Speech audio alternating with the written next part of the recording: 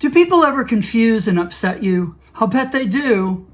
I'm Steve Grossman, and today I want to talk about what's going on there and how to cut through the confusion, be a little less upset right off the bat, and then work together to not be upset, maybe even at all.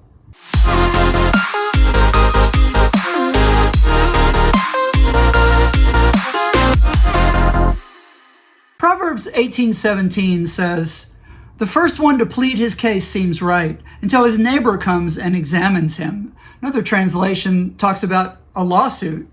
In a lawsuit, the first to speak seems right until someone comes forward and cross-examines, right? And all that that's talking about, of course, is that there's two sides to every story. And so I want to build on this, as I said, in a way to help you be less upset right off the bat in these situations and then what to do. So the first thing I want to mention is the reason we get upset is we're running what's happening through our filters, our perspective. And what we immediately jump to is, I would never do that. I would never say that. And the reason for that is we immediately interpret that the way they said it was the way we would say it. And we would never say that because we would never mean that. We would never feel whatever they're feeling in order to make them mean that. And then we're really confused because, maybe this person is a nice person and now they've said something not nice. And we're like, what is going on? So the first thing, just to help be less upset, is just to slow down. Just slow down. Your initial reaction is actually the one I want you to think about. You're confused. What's a good thing to do if we're confused? Stop. Ask questions. And if we're driving and we're lost, let's stop and ask directions. If there's a fog, slow down so that you can see through the fog more clearly. It's the same thing in communication and conversations with people. If we're confused, go with that gut instinct. What's going on? The second thing is then, as this proverb ultimately suggests, ask.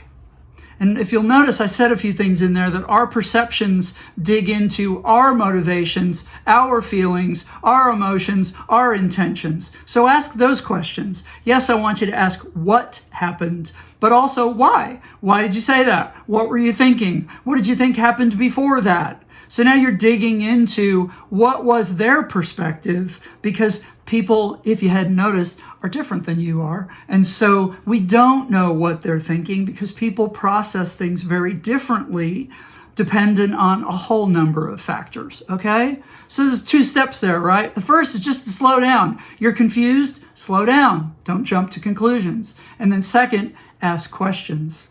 The third thing I want to say is just that this is yet another proverb, very practical proverb, just about the truth that so much of our life is about communication. We are meant for connection, but one of the primary ways that we connect is communication. And when communication gets off, it disrupts that connection, which is part of why we get confused and upset, because we weren't planning on this happening to stand in the way of that.